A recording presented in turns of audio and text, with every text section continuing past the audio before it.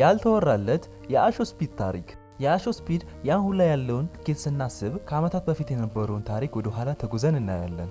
ዩቲዩብ ላይ ስትሪም ማድረግ የጀመረው በእናቱ ቤት ሳለ ምንም ሳይኖረው በዜሮ ነው የጀመረው። ስፒድ ለመጀመሪያ ጊዜ ቀጥታ ስርጭት የጀመረው በፈረንጆቹ ታህሳስ 27 2018 ላይ ነበር። ህልሙንም ሲጀምርም 720 ፒክስል ጥራት ባለው ካሜራ ነበር ኮንተንት ክሪኤሽን ወይንም ደግሞ ወደ ይዘት ፈጠራ ዓለም የተቀላቀለው። ስትሪም ላይን ጌሞችን መጫወት በመቀጠል ከዛም የራሱን ፊት ካሜራ ላይ በማስገባት ስትሪሙን ቀጠለ። የቪዲዮ ጥራትና የጌሙ ድምጽ ስለማይሰማ በስፒከር ከፍ ለማድረግ ሲሞክር ራሱንም ውሃ ውስጥ የሚንቦጫረቅ ድምጽ ይመስል ነበር። ነገር ግን እንደ ማንኛውም ስትሪመር ሁል ጊዜ የስትሪሙን ጥራት ለማሻሻል ይታገል ነበር። የስፒድ ስኬት እጅግ ከባድ ቢሆንም የሚጠቀመው ዘዴና አካሄድ ማንም ከሚያስበው በላይ የታሰበ ነበር። ስትሪም የጀመረበት መንገድ ማንም ሰው ሊጀምረው ከሚችለው ጋር ተመሳሳይ ነው። ስፒድ እሱ ያስደሰተውን ነገር ብቻ ያደርጋል። ነገር ግን ተመልካች የሚፈልገውንና የራሱን ፍላጎት ለማመዛዘን ብዙ ታግሏል። ከጊዜ በኋላም ፎርትናይት ጌም መጫወት እየሰለቸው ሲመጣ ወደ ኤንቢኤ ቱርክ ጌም ቀየረው። ከዛ ለወራት ያክል በየቀኑ ስትሪም በማድረግ ቋሚ 10 ተመልካች አገኘ። ምንም ያክል 10 ተመልካች በጣም ትንሽ ቢሆንም ስፒድ ለ10 ተመልካች የሚያስደስታቸውን ነገር ያቀርብላቸው ነበር። ስፒድ ላይቭ ላይ በመናደድ ሳለ ተመልካቾቹ ሲደሰቱ ያሳይ ነበር። ስትሪም ላይ ሲናደድ ተመልካቾቹ ኮመንት በመጻፍ እንዲሁም ረጅም ሰዓት በመመልከት ይቆያሉ።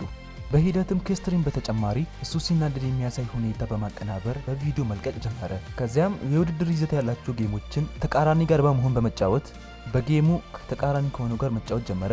ይህንን የሚያደርገው ብዙ ተመልካች ለማግኘት እንዲሁም ረዘም ላለ ሰዓት ስትሪሙን እንዲመለከቱለት ነው። ብዙ ስትሪመሮች የጌም ችሎታ ወይም ደግሞ አዝናኝነት ብቻ ሲኖራቸው ስፒድ ግን ሁሉን የታደለ ነው። ጥር 20 2021 ላይ ወደ 1 ለ1 ቱርክ ጌም ውድድር ገባ። ይህም ጌም አቅም የሚጠይቅ ነው። በዚህም ጌም የተሸነፈና ያልገባ ደግሞ ለመግባት ሌላን ዙር መጠበቅ አለበት። ይህም የተሻለ ተመልካች ለማግኘት ጠቅሞታል። ስፒድ ጌሙን ቢያሸንፍም የሚያሳየው ሪአክሽን ግን የተሸነፈ የሚመስል ነው።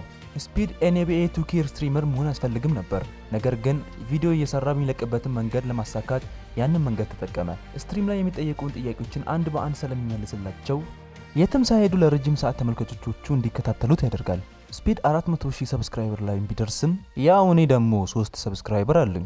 ስፒድ የጌም ስትሪሙን ማድረግ በዛው ቀጠለ። ነገር ግን እሱን ለማበሳጨትና ሁኔታውን ለማየት አይኑ ያየ ሰብስክራይብ ያነሱበታል። ቢሆንም ተመልካቹ ይህንን የሚያደርጉት የቀልድ ነበረ። ኤንቢኤ ቱርክ ጌም በኋላ ብዙ ጌሞችን ስትሪም አድርጓል። እነዚህም ውስጥ አንዱ ጥሩ የሚባለው የሆረር ጌም ሲሆን ቤቱ እስኪንቀጠቀጥ ስፒድ የፈራበትና የጮህበት ጊዜ አይረሳም። ከዛም ይህ ቪዲዮ ዩቲዩብ ላይ ብቻ ሳይሆን በተለያዩ ፕላትፎርሞች ላይ ጭምር ቫይራል በመውጣት ሌላ አዲስ ተመልካች አመጣለት። ከ600,000 አንዴ ወደ 1 ሚሊዮን የገባበት ይህ ጊዜም ለስፒድ ከፍታና ዝነኝነትም መጀመሪያ ጊዜ ሆኖ ይቆጠራል። ስፒድ ቲክቶክ መጀመሩ ደግሞ የበለጠ ሰዎች ጋር ተደራሽ ያደረገው። እሱም ሁልጊዜ ቪዲዮ ሲለቅ በመቀባበልና እሱን ለማያውቁ ሁሉ በማሰራጨት ቫይራል እንዲወጣ ያደርጉለታል። ሐምሌ 2021 ላይ ስትሪም ላይ ሳለ አይፒ አድራሻው አፈልጥቆ ወጥቶ ቻናሉ በጠላፊዎች እጅ ወድቆ ነበር። ከዛን በዛ አጫጭር ቪዲዮዎችን ስትሪም እንዳቆመ በሚገልጽ መንገድ ሲሰራ ቆየ። በመጨረሻም ከ2 ወር ድካም በኋላ ሌላ አይፒ አድሬስ በማግኘት ሊመለስለት ችለዋል። የስፒድ ቫይራል ቪዲዮ አንድ ወሳኝና ትክክለኛ ሰው ስልክ ደረሰለት። ኤሪየን ሮስ ይባላል። ታዋቂ የጌም ስትሪመር ሲሆን አሁን ላይ ያንን ስራን ትቶታል። በስፒድ እድገት ተገርሞ ወደ ሎስ አንጀለስም ጋብዞት ነበር። ነገር ግን ገና እድሜው 16 ነበርና የእናቱን ፍቃድ ማግኘት ነበረበት። ብትከለከለው ወደ ሎስ አንጀለስ መጓዝን ወደ ኋላ አላለም። ከዚያም ይዘት በመቀየር ሴቶችን ወደ ስትሪም በመጋበዝና የፍቅር ይዘት ያለው ጥያቄዎችን በመጠየቅ በሚያደርገው ሂደት ብዙ ተመልካች ማግኘት ችለዋል። ሌላኛው ደግሞ 2021 መስከረም 23 ላይ የመጀመሪያውን የሙዚቃ ክሊፕ መልቀቅ ችለዋል። በዚህ ቪዲዮ ሚሊዮኖች ጋር በመድረስ በተለይ ደግሞ በቲክቶክ ላይ በጣም በመለቀቁ ቫይራል ወጣ። ስፒድ ሁለት የተወሳሰቡ ነገሮችና እጅግ የሚያስደነግጡ አወዛጋቢ ነገሮችን ያደርጋል። አንደኛው ሴቶችን ላይቭ ላይ በመጋበዝ ያልተገባና የማይሆን ጥያቄዎችን በመጠየቅ በምላሻቸው በመናደድ እነሱን መሳደብ ሆኗል። ይህ ደግሞ ከፕላትፎርሙ የሚያሳግደው ነገር ነው። ሌላኛው ደግሞ ሚያዝያ 6 2021 ላይ ጃክ ላኪ የተባለ ስፖርተኛ ሪፖርተር ስፒድ መጥፎ እንደሆነና የሚያገኛቸውን ሴቶች እንዳለ የሚጠላ እንደሆነ ትዊተር ላይ ለጠፈ። በዚህም ፖስት ምክንያት የሪዮት ስፒድ ጌም ስትሪም ላይ እንዳይጫወት ታገደ። ስፒድም አክስቱ ስለሞተች በጥሩ ስነልቦና ላይ እንዳልነበረና በዚያን ጊዜ ሰዎችን ለማዝናናት የሰራውት ክሊፕ ነው በማለት ይቅርታ ጠየቀ። በዚህ ሁኔታ ማለፉ ለዛሬ ማንነቱ እድገትና ተጽዕኖ መፍጠሩ ተጽዕኖ ፈጣሪነቱንና መረዳቱ መሰረት ነው። ስትሪም ላይ 10,000 ተመልካች ያገኘ የነበረው የዓለም ዋንጫ ጊዜ ቀጥታ በማስተላለፍ 300,000 ተከታይ በላይ አግኝቷል። ከእግር ኳስ ክሪስቲያኖ ሮናልዶን ከልቡ እንደሚያደንቀው አብዝቶ ያወራል። ነገር ግን አድናቂዎቹ ሜሲ ከሮናልዶ እንደሚበልጥ ለማሳመን ሲሞክሩ ለነሱ ቦታ አልሰጠም። ለሲአር7 ያለው ፍቅር ቫይራል ሲወጣለት የክሪስቲያኖ ልጅ ጁኒየር አሾ ስፒድን ስትሪም ላይ ገበዘው። እሱም የተፈጠረውን ነገር ማመን አልቻለም። በደስታ ፈነጠሰ። በመቶ ሺዎችም እይታ በማግኘት በማይታመን ሁኔታ አደገ። ብዙ ሰብስክራይበር በማግኘት ሪከርድ ሰበረ። ይህ የኳስ ደጋፊ ቶሎ እንዲያግድና 10 ሚሊዮን ሰብስክራይበር እንዲገባ እጅጉን ረድቶታል። ነገር ግን ሐምሌ ወር 2021 ላይ ከባድ የተባለ የቻይናል ጥቃት ደረሰበት። በማይንክራፍት የተባለ ኬሚስትሪም ሲያደርግ ድንገት የማይታሰብ ነገር ታየ። ከዛም ስለታገደ ከዚህ በኋላ ስትሪም እንደማያደርግ ተነገረ። ሆኖም ግን በስተመጨረሻ ከ10 ቀን በኋላ እገዳው ተነሳለት። የስፒድ ዝናና ስም ከፍ እያለ ሲመጣ እንግሊዝ ውስጥ ያሉ ይዘት ፈጣሪዎች የሳይድማን ሙዚቃ ቡድን ሳይቀር ለበጎ አድራጎት የሚውል የኳስ ጨዋታ ላይ ጋብዞታል። ይህ ለስፒድ እጅግ ትልቅ እድል ነበር፣ ምክንያቱም ሜዳው ሚስተር ቢስት እና ቼሳ የመሳሰሉ ሰዎች ጋር አገናኝቶታል። በዚህም የማይረሳና አዝናኝ ቪዲዮ ከ15 ሚሊዮን በላይ ቪዲዮ እይታ አግኝቷል። ይህም በጎ አድራጎት ጨዋታም ታዋቂው ዩቲዩበር ቻንስ ጋንም ጓደኝነትን እንዲፈጠር ረድቶታል። እንግሊዝ እንደተመለሰም በህዝቡ ዘንድ የተወደደውን ስለ ዓለም ዋንጫ ቀን የዘፈነውን ለቀቀ። ነገር ግን ብዙ ሳይቆይ እጅግ የሚያደንቀውን ክሪስቲያኖ ሮናልዶን ለማግኘት ወዲያውኑ ወደ እንግሊዝ ተመለሰ። በሚያሳዝን ሁኔታ 2 ጊዜ ጠብቆት ክሪስቲያኖ ሮናልዶ ሳይሰለፍ ቀረ።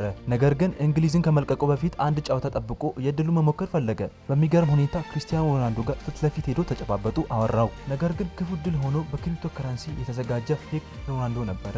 ይህም ድርጊት ለብዙ ዩቲዩበሮች ደርሶ ነበረ። በትክክል እንደተጨበረበረ አረጋገጡ። ከዛም በኋላ ተመልካቾቹ ስፒድ የተጨበረበረው ብሎ መጥራት ጀመሩት።